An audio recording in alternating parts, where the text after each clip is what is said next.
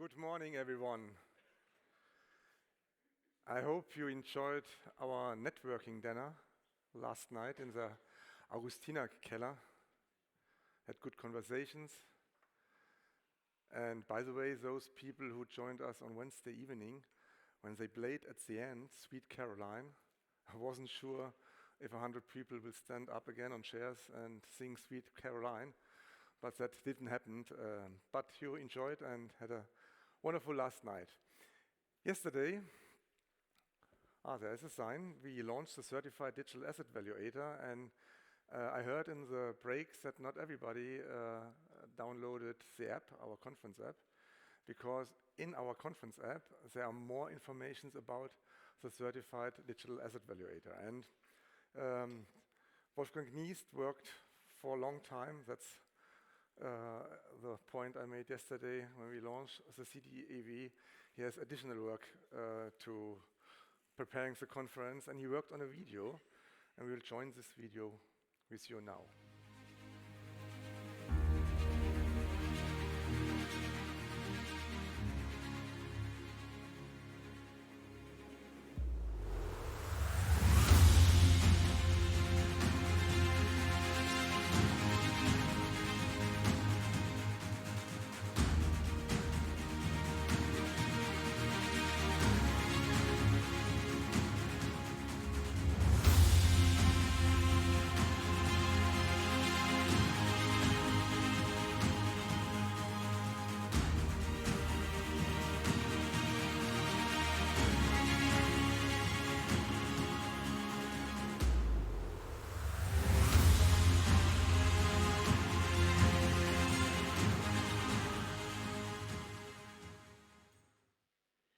Yeah, Wolfgang, that's fantastic. We will use the video for social media, and those of you who follow me on LinkedIn, it would be nice. I posted last night a short period of my opening speech yesterday. It would be nice if you like it or repost it. Yesterday night I sent this video to Panel Black, and he reacted within a few minutes and told us awesome, because he didn't know about our venture with the CDAV, and it's really a venture to launch a digital asset valuation certification when no one in the world until now launched this is a venture.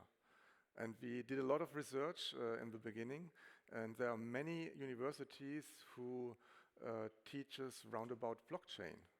You find it in the US, in Europe, but no one until now deals with the topic of digital asset valuation. And so it really makes sense that you at least register to be an observer what will happen in the future, because you will also get special rates if you upgrade within the next week. And those of you, and already there were also a few people who joined the founding membership, will have special benefits and will for a long time, for lifetime, our founding member be. So have a look at the app, or if not, we will print out in the break the slides. There are more information about the Certified Digital Asset Valuator. Our today opening keynote speaker gave me just a new book, which is published this week. In German, wir sind fake, we are fake, with other authors, and the AI use deep fake what everybody has seen of us is really a top topic which most of us will interest. Yeah, he has a motto for many, many years, and that is a motto which I think everybody can agree immediately. First switch on brain, then technology. That is a motto he has around about 10, 15 years.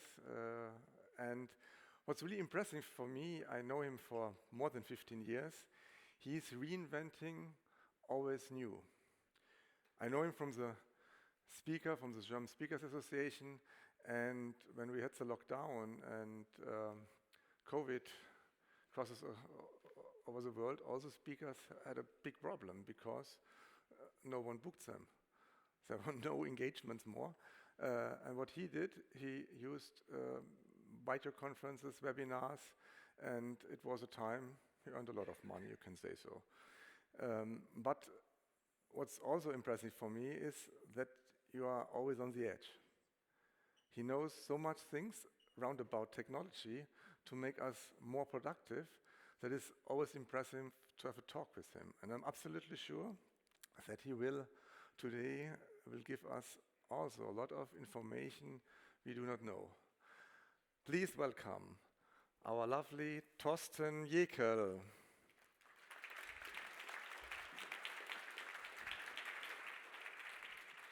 Thank you very much, and a very warm welcome to my birth city, Munich. And as much as I love Munich, I also love AI. But AI is bullshit. 95% of all AI implementation projects fail. This is what current studies from McKinsey and the MIT are clearly stating. And what are the reasons for that? One of the main reasons is timing.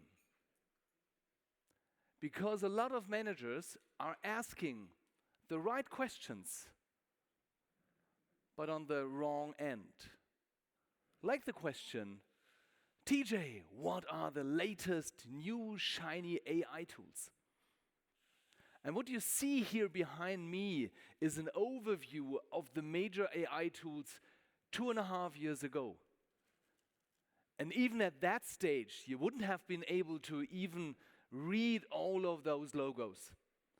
And now it has grown exponentially. So looking into those millions of tools and gadgets, how is technology usually coming into organizations? Planned? Strategically? No. Via the golf course. I always call it the BlackBerry effect. Because at one stage it was quite uncool to show up at the golf course with the BlackBerry. So managers went back to their IT department and said, I need this new iPhone. Including those who were always asking their assistants to print out their emails. Find the mistake. So and then I see some managers that have kind of more gadgets than they can even carry. And looking into some board meetings, they sometimes remember me more sometimes to a playground like this. Or that. Just kidding. And I promise you I will take out this slide out of the official presentation, which you of course will get afterwards. For those of you who have seen my slides before, you might wonder to say, okay, these are different slides than TJ provided before. Yes, of course. Because I joined you Wednesday in the evening, and I'm very grateful for all those insights I was able to gain through a lot of talks with you during the day and the evening. Because I'm not really home in your sector, in your industry. So I always say, give me the best tool of the world and send me on the roof. You can just pray that it doesn't rain. Or when you ask me, what's a beta? Of course, a beta is an early stage of software. So when you ask me, what's a zebra, of course, is a striped horse. But I've learned that probably some terms have a different meaning in your industry. And we already talked about the quality of output of artificial intelligence. So, and I always say it doesn't start at the end, it starts at the beginning. So, and you probably all have heard the saying, a fool with a tool is still a fool. I always extend that in times of AI, because I say a fool with artificial intelligence makes the disaster faster. Artificial intelligence is nothing new. So actually, when did it first come to me? Exactly, and I looked it up. The first book I read on artificial intelligence was published exactly 40 years ago. So you see, I'm already a bit longer young. So that was my first book. Coming with my first computer, that was when I was 14. And a nice incident, this photo, I took this in the former Nixdorf computer headquarter, which is now an IT museum. And that's where I started my working career in 1988. And since then, I'm also professionally asking me the question, how can you use technology to be more productive or to sell more?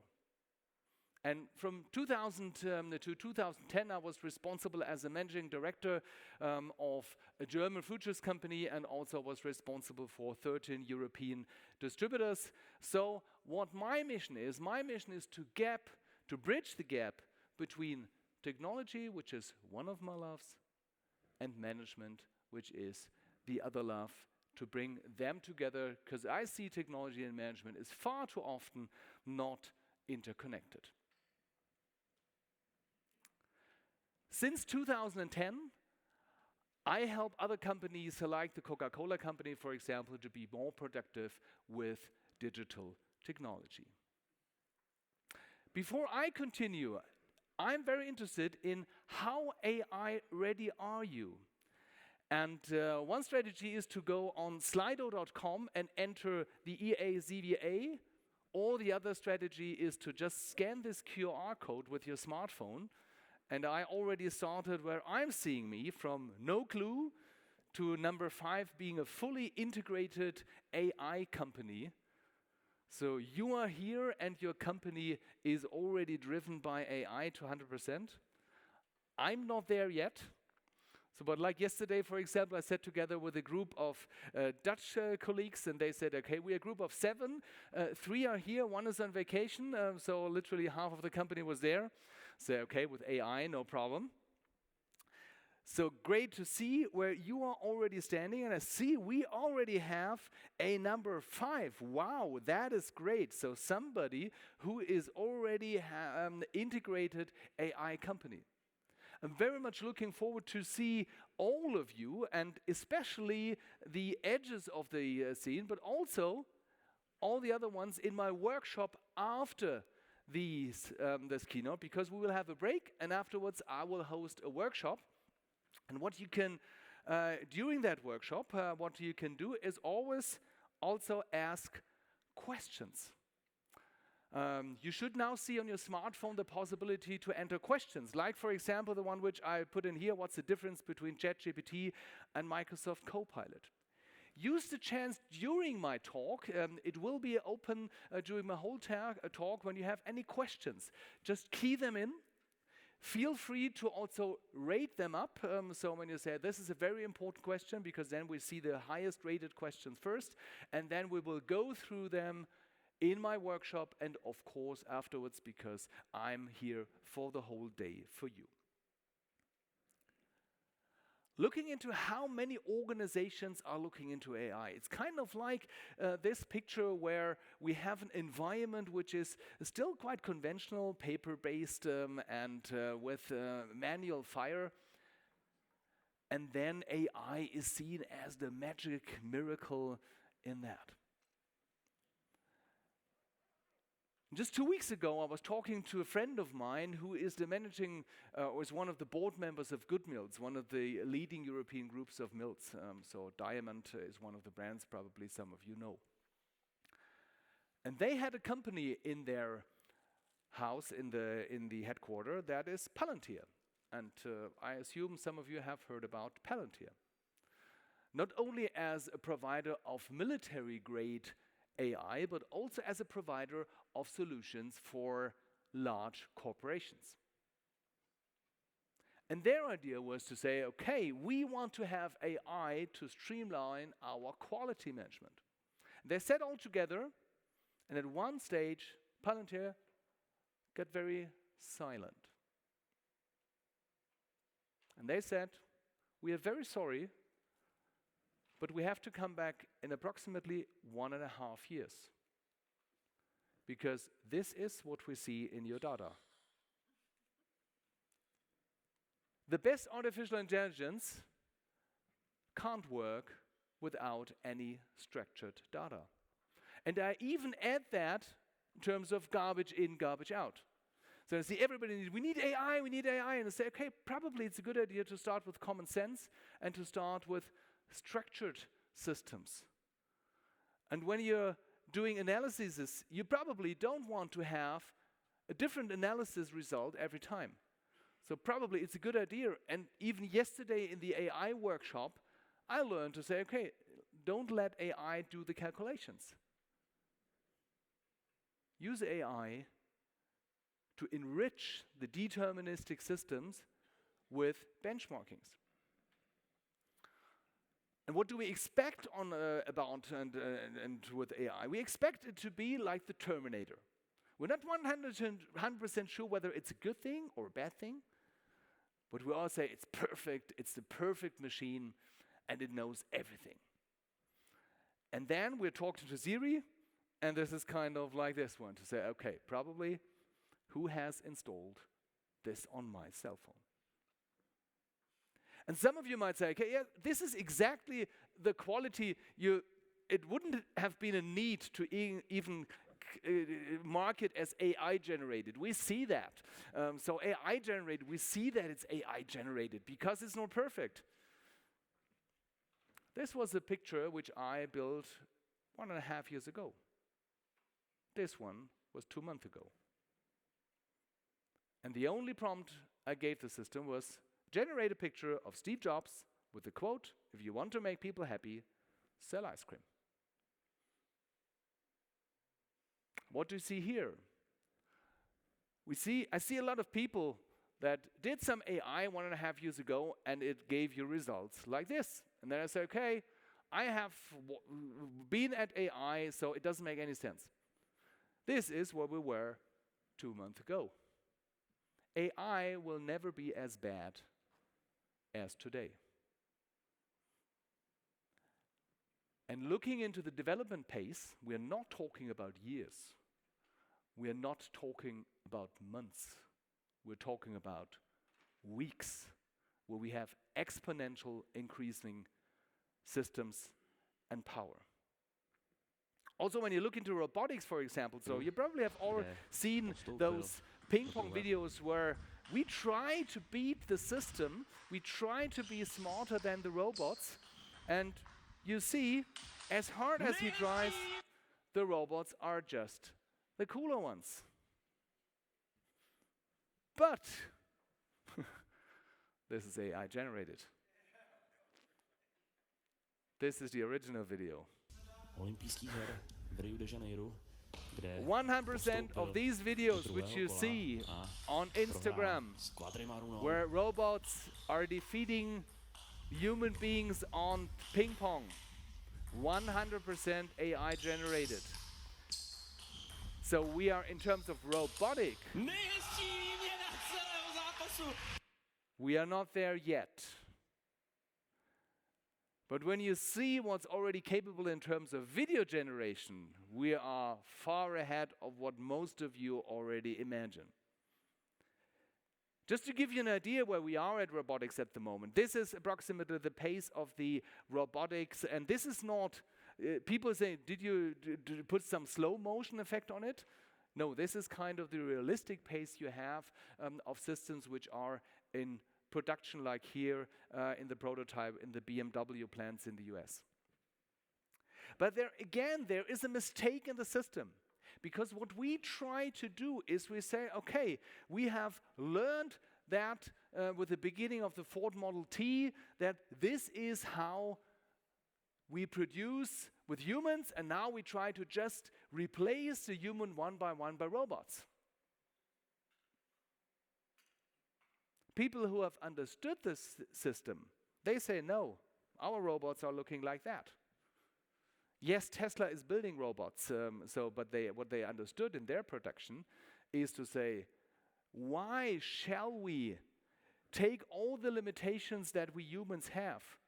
So when we can build robots that are much stronger, much powerful than humans. By the way, a former German company, KUKA, now owned by Chinese. So also looking in terms of when we're looking into artificial intelligence, today it's a good idea to always look into west direction, USA. When we're looking into the future of AI, we probably should be looking more eastwards. Who has heard about DeepSeek? So that was, I see some hands here, that was the Chinese artificial intelligence system. And how did it arise? They were the first ones with the reasoning mode. Reasoning modes means that the artificial intelligence is not just thinking shortly but longer with some iterations. And they did that out of a bottleneck. Because due to the export restrictions, they had a limited availability on those chipsets. So what did they do to say, we don't have the hardware here, what do we have to do? We just have to be smarter, and we have to think harder. And then they integrated the reasoning concept. The US was smart enough to say, okay, now we have the chips and we can copy the reasoning thing. But the Chinese were first to go. And while we in Germany are blocking artificial intelligence in our school because we say it's a bad thing, kids have to think themselves, AI is starting in class number 1 in school since years. So the future will be coming from the east. Looking to realistic ideas and realistic use of technology. Another nice example is self-driving cars. Don't know if anybody of you has already driven a Waymo car in San Francisco. Anybody who has already taken a drive? I see some drives there. I hear a lot of Germans who say, self-driving cars, I would never go into a self-driving car. What they did is they just, okay, don't be dogmatic, be pragmatic. So they now have more than 41 million kilometers with self-driving cars in San Francisco and in Waymo and the other cities. So in that time, they had 11 crashes. They compared it to regular ones, and they are above the 100. And yes, of course, a human being would never be so stupid like a Tesla to drive into a white lorry. But an artificial intelligence would never be so dumb to have a look on the smartphone and crash on the preceding car. Actually, I have a very good friend of mine who's living in San Francisco, and he says, I have a very simple strategy. When I want to cross the street, I always have a look, is this a real driver or is it a Waymo? The moment it's a real driver, he stops. The moment it's a Waymo, he crosses the street. Because he knows the Waymo car has seen me before I saw it. So artificial intelligence is making different mistakes. And we have to understand to say, yes, artificial intelligence is making mistakes we as human would never do. But in most of the systems, the bottleneck is not technology. Like my team always says, boss, it's not the system, it's the man who's sitting behind the system. You're the problem. And looking into how we judge technology, there's a very smart company and a hype cycle, you probably heard it, so the Gartner company. And they're always looking into how are expectations on technology developing over time. And I always compare it a bit to driving a bicycle. So, who of you has children? So, we see some hands. Who of you ever have been a child? So, I assume now you're in the game. So, and I still remember when I got a bicycle at my birthday. So, of course, what I was excited to say, a bicycle, yeah, I love it. I can explore the world. Everything is possible with my bicycle. And then came step number 2. I will never ride a bicycle again. I always crash it and nothing. And of course, my father was smart enough to say, okay, give it another try. And I assume some of you can align with that experience. And probably bicycle driving is not as exciting as it was when I received my first bicycle, but now I can even move very productively with that and still have some fun. And that's also when you look into technology. Nowadays, nobody talks about metaverse. So metaverse was the big thing before artificial intelligence. So 3 years ago, if I would have said, I'm going to a conference, said, conference? That is 1980.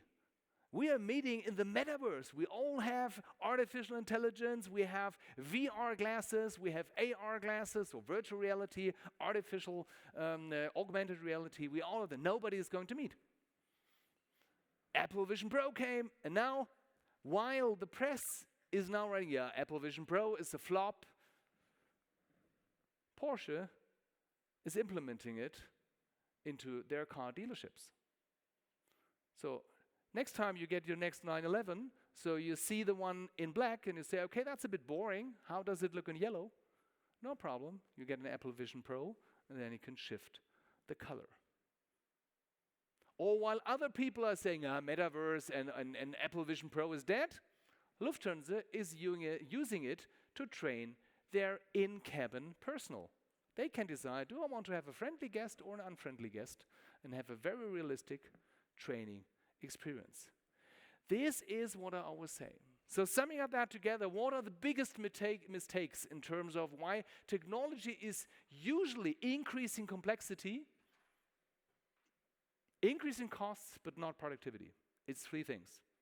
Number 1, tools for fools. Number 2, shitty data and processes. And number 3, unrealistic expectations. So therefore, it's a very good idea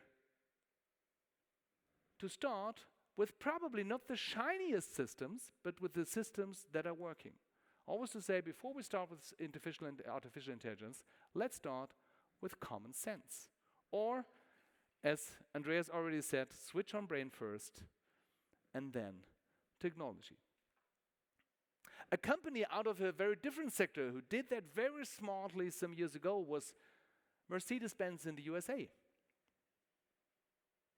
So buying cars in the US is a bit different than buying cars in Germany. So if you tell a US guy to say you have to wait 9 months for your Mercedes-Benz E-Class, they would ask you which pot have you smoked. So the usual stuff is that you go to your dealership and you drive off the dealership with your car. But they had a challenge. And you see that challenge on the picture here. Because the moment when somebody said, I want to have that car, they said, let's go to the office and finish the leasing agreements. And the problem is sitting here, those doors. Because some of the clients decided to use one of the exit doors before they arrived at the office. They said, okay, how can we close that gap? What can we do to solve that bottleneck? And what they did to say, the moment a client says, I want to have that car, that's really great, they say, please sign here. And what you see here is a first generation iPad. So it's as sexy as when you receive a parcel from your courier when you're back at home. Is it about shiny pictures, about shiny systems? No. It's about the mechanic behind it. It's like when I always ask, what is the ugliest web page in the world? The ugliest web page in the world is Amazon. So every designer is saying this is a piece of crap. But it's one of the best converting web page in the world. So it's not about shiny bling bling, it's about the mechanic. And therefore I always say relevance beats flamboyance. Another company that has understood technology very well is the Coca-Cola company. And on one day like today, they had a management meeting, and the former CEO of the Coca-Cola German organization, Ulrich Nehammer, he stood in front of his management team and said, guys, we have a problem. When a client wants to have a Coca-Cola fridge, it takes us 4 weeks to place it. 4 weeks where the client is making no turnover, we are making no turnover, and competition can jump in. And what he did, he didn't ask, how can we get that a bit faster? He stood in front of his team and said, what do we have to do to reduce that from 4 weeks to 24 hours? And at that moment, it was even quieter than here in this room. And he was very generous. He said, we can discuss whether we reach that this business year or next one. By the way, it was at the end of the business year, so he was very generous. And he said, we can discuss about which processes do we have to optimize? Which technology do you need? How do we have to train you? But one thing I'm not going to discuss is about the goal. And what he said, this is Ulrich Nehammer, he said technology is only sensible when it meets 4 criteria. Criteria number 1, it has to increase speed. We have to get faster. Criteria number 2, it has to improve collaboration. Number 3, it has to improve connectivity between also the different departments, suppliers, and clients. And number 4, it has to increase scalability. Then it makes sense. On the other hand, this is a picture of the meeting rooms, because what they did is they changed monthly meetings where everybody was just complaining why everything doesn't work to daily stand-ups. And what they did, they had here these blackboards, these metal ones, and they had small groups where they're just asking the questions, how many refrigerators did you sell yesterday? And how many refrigerators do you sell today? Because Ulrich Nehammer is very clear, and Coca-Cola is very clear, to say within Coca-Cola there are only 2 jobs. Either you sell Coca-Cola or you help to sell Coca-Cola. And the nice thing, I came in there as a digital process advisor, and the first thing what I saw was this one, those digital whiteboards. And I was just observing them, and I saw the teams at the one stage were discussing more on how to change the digital color of the digital pen than about how many refrigerators they are going to sell. And the first measure I pulled through to say, okay, throw out these whiteboards, the digital ones. So we threw them out. And Rory said, you're a crazy digital guy. So I booked you to get more digital, and you say, okay, get less digital. To say, yes, digitalization makes sense, but you don't have to do everything digital just because it works. Do it when it helps you to be more productive and to solve the problems of your clients in a smarter way. Talking about smart solutions. So like this one, for example, invented in 1849. So I don't have very many ideas to say how you could improve it. So for example, breathing, kind of a very old concept, but don't think whether it's sensible to change it. On the other hand, when you're looking into, like a friend of mine posted that in May to say, what is a solopreneur doing on a Sunday morning in May? I said, Jens, I think we have to talk. Because there are solutions like Get My Invoices, for example, where you can automate those stuff, and where you also as a service provider can say it's not about booking any receipts. This is something that artificial intelligence can do even smarter and more efficient today. Your role is a different one as an advisor. So it's important to understand strategic IT in terms of to say which are the goals you want to achieve, like Coca-Cola, to make more turnover. How do we have to adjust our processes to deliver those coolers faster? And how do we have to use technologies, which technologies do we use and need to achieve that? It also, of course, makes sense to think it from the other end. To say, okay, there was, for example, a new technology where they saw, okay, the iPad is able to measure exactly the dimensions which are available for the refrigerator. So one of the issues they had were to say, okay, a lot of refrigerators came even before the 4 weeks. The problem was just they were 2 millimeters too wide. So they said, hey, iPad can measure that. We can optimize that process to achieve our goals. So it's both ways, but it should always be with a strategic focus, and therefore tools and gadgets are important, like I stated in the beginning, but always embedded in a strategic process. McKinsey is publishing a state of AI every year. And these are the latest results where they're comparing top performing companies and less performing companies in terms of use AI.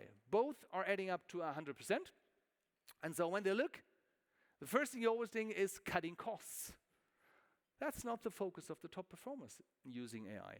The focus is more on new business models. And talking about business models, I hear a lot that marketing agencies are dying. In the US, people are not waiting to die, so they are just rethinking their business model. And there's a growing number of solo entrepreneurs coming out of the agency world. What are they offering? Their core offering is to say, you pay me $10,000 a month, and for $10,000 a month, you get every agency job within a business day. You need new business cards, you need new paperwork, you need a presentation, you need a poster, everything you need, you get it within one business day.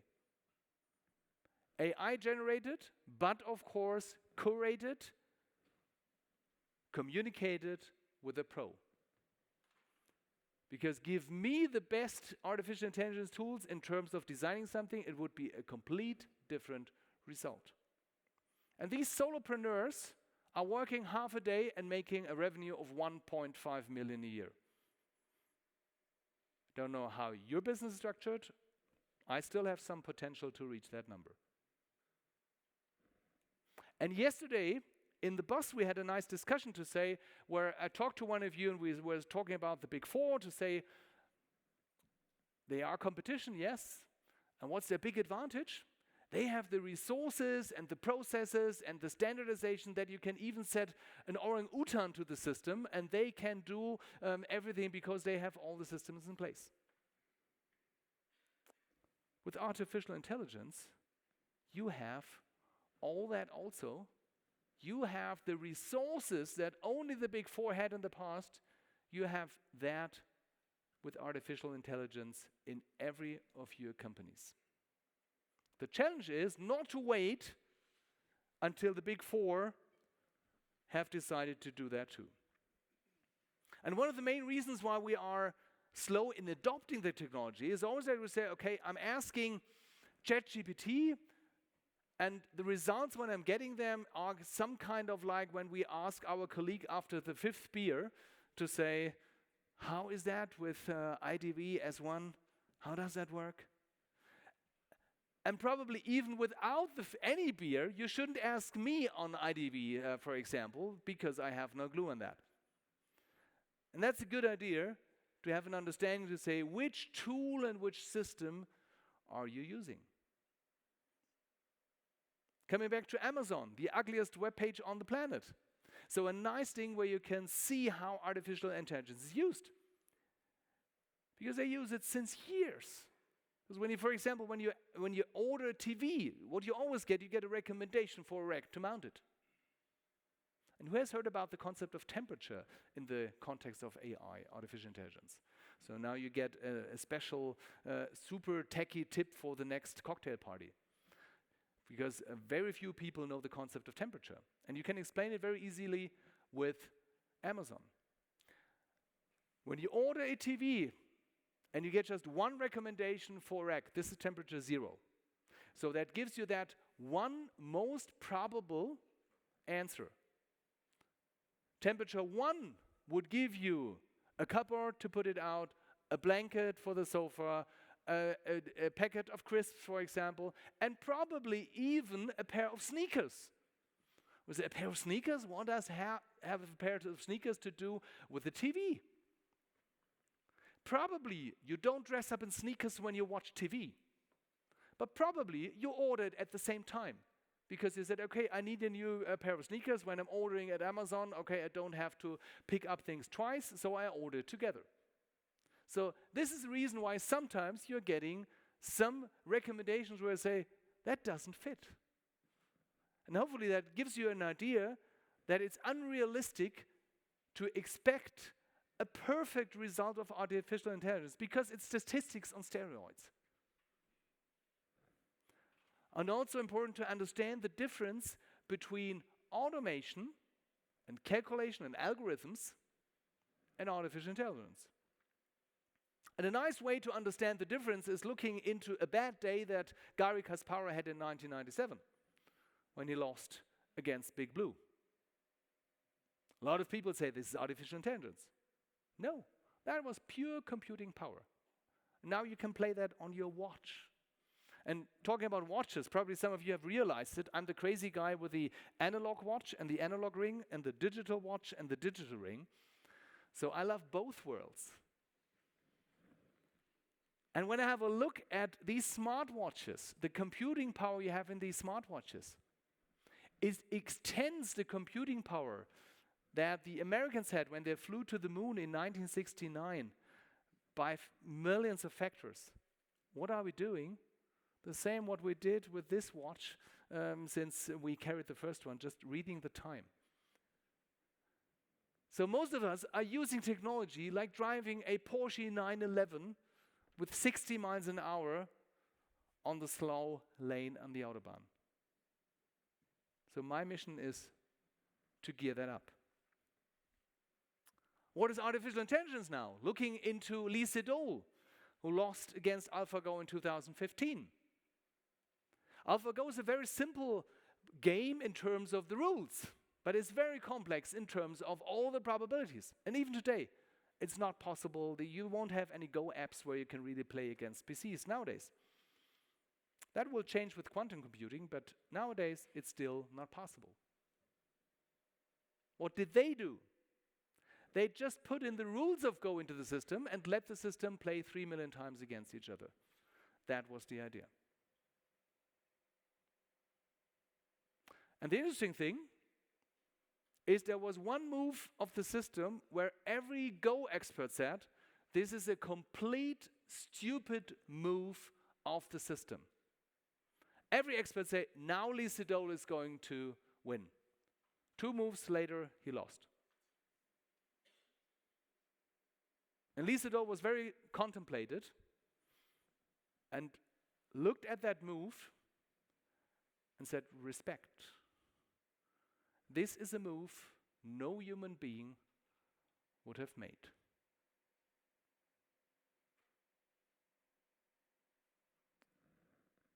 And when you watch 2 keynotes of Sam Altman, he said the next generation of artificial intelligence, now we are in the transformer ones that are combining no knowledge. We say the next step, which is already in the laboratories, are inventors.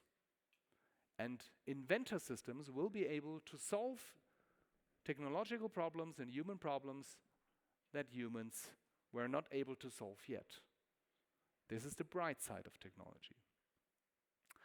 Looking into AI, most of people say, yeah, it's ChatGPT is AI. This is like if you would have a toolbox with just a hammer. And of course, you can use a hammer to drill a screw into a wall. But it's probably not the most elegant solution. It's probably a good idea to have a well-assorted toolbox. Probably it's also not a good idea to have an overwhelming toolbox where you don't find anything. So probably it's a good idea to have a curated set of toolbox.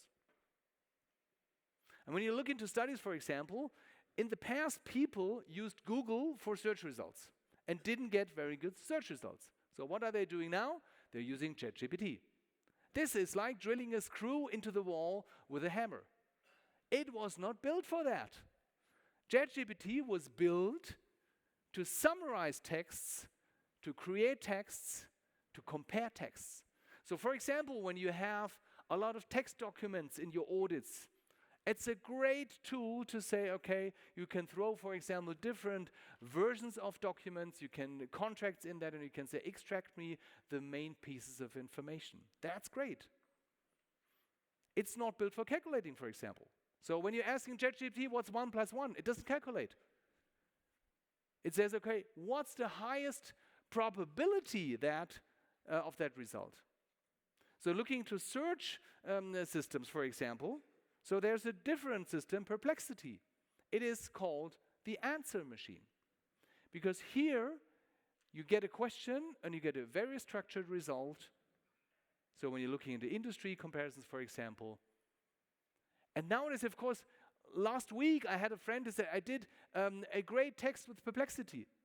Yes, it can do it also. It is like taking a screwdriver and hitting a nail to put it into the wall. That also works the other way around, but it's not the best system. So it's a question to say, which tool do you need? And even when I looked into the workshop of yesterday from Strategy Bridge AI, they say, don't let the AI do the calculations. But when you look into it takes a village to analyze a company, I like that quote and took a photo when I was sitting in the workshop here.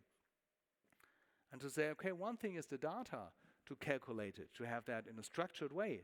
Don't let it do the calculations. But then to go a step further, to compare it with other industries, to compare it with stages of the industry, to have SWOT. This is a very smart idea. At that stage, I would be very interested in your focus in terms of AI. Because AI, what is AI for me? Everybody says, okay, artificial intelligence. No, I say AI is augmented intelligence. It's another tool. And I would be very interested, I'm opening up Slido again. I would like to see some ideas. How are you already using AI? So please take out your smartphone and let's share some of your ideas how you are already using AI. Let's have a look. So it's the same QR code. So when you have it open, you don't have to reopen it again. And you can either scan it or you can just use Slido and then enter it. So, and really much looking forward to say, how are you already using AI? Let's have a look.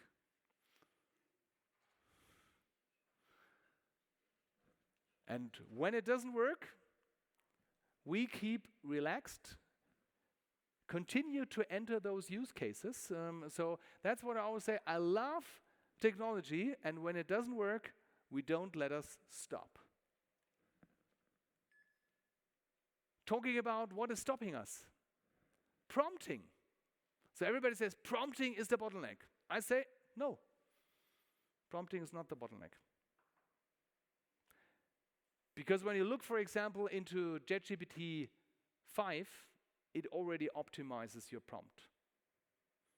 And you can use AI number 1 to optimize your prompts for AI number 2. No problem. The bottleneck is leading the system. Because when I look into AI, augmented intelligence, it's like a new intelligent colleague. So, and when you hire somebody, what do you have to do? You have to brief him or her, you have to skill him or her, you have to train, you have to get feedback. And I always see that people are just giving a bad command into the wrong AI system and wondering why they're not getting the right system. And then they say, this is crap. Now we said, okay, how was your prompt? Which system did you use? Did you enter custom instructions, which you can do in every system? Did you give a thumbs up or a thumbs down to your result? Did you give a feedback in terms of this was wrong, that was right? And everybody who's interested, I will go deeply into these concepts and how you can use those practically in my workshop after the break upstairs. So now I assume all of you or a lot of you also see a shortage of labor. So and if you don't see it today, you will see it in most European countries, at least within the next 10 years.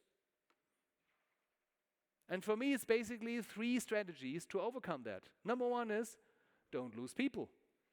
So because people join companies and they leave bad bosses. It's not only about numbers, it's about leadership. Number 2, recruit smarter.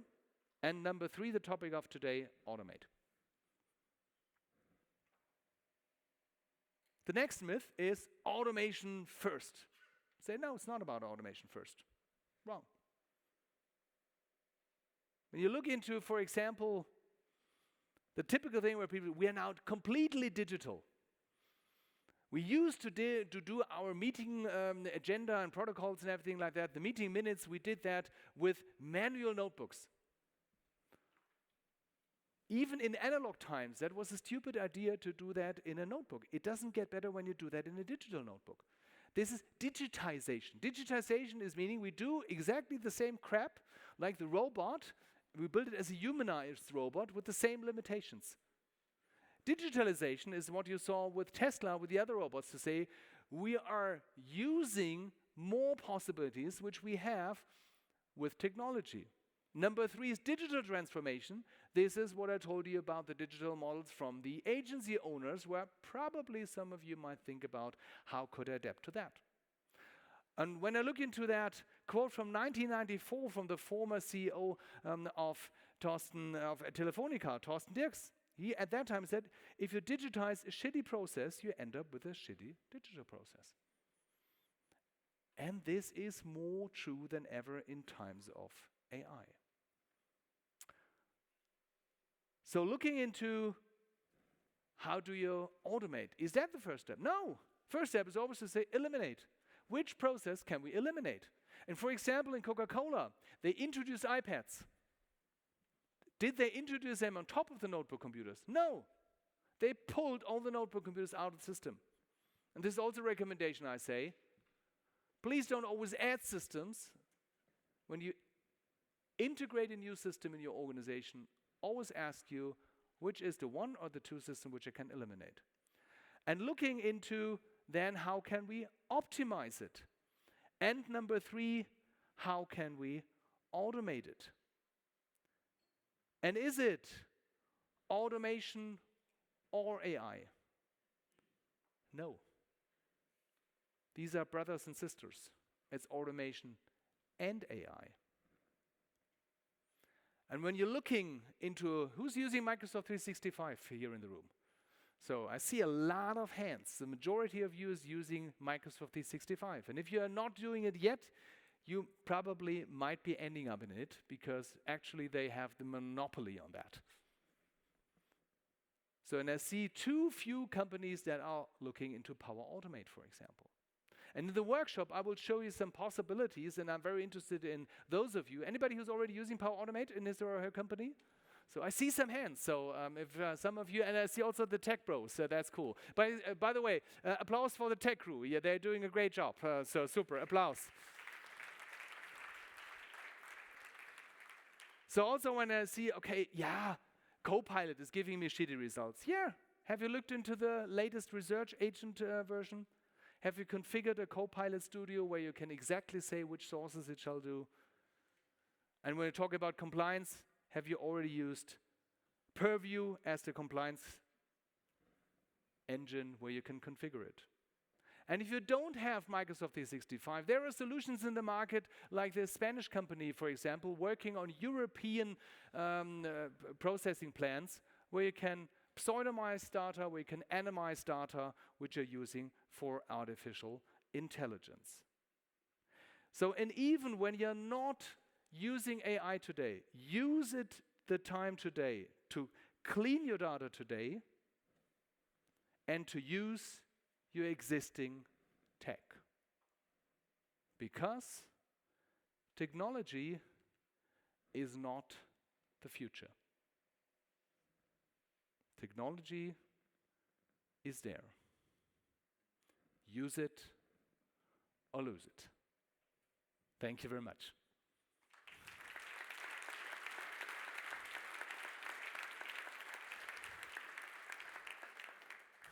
Thank you, Thorsten. Do you think it makes sense to answer a few questions or to introduce to your workshop? Yeah, what I recommend, as we have exactly 10 o'clock and we want to stick to the agenda, that to say we will definitely address all your questions and more in the workshop upstairs. And I'm also available in the breaks, but you're the boss. No, we can do that. Thorsten, thank you very much. Thank you. Never of any, through applause. It was an excellent keynote, and I hope everybody registered. No one ever visited our conference a day before, looked at other sessions, and integrated all these informations in his keynote. That's excellent, Thorsten, and we enjoyed it really. So let's have a break, and for those of us who didn't register for the CDAV, please do it, especially those who are interested in the founding membership, because it's limited of 25. See you later. Thank you.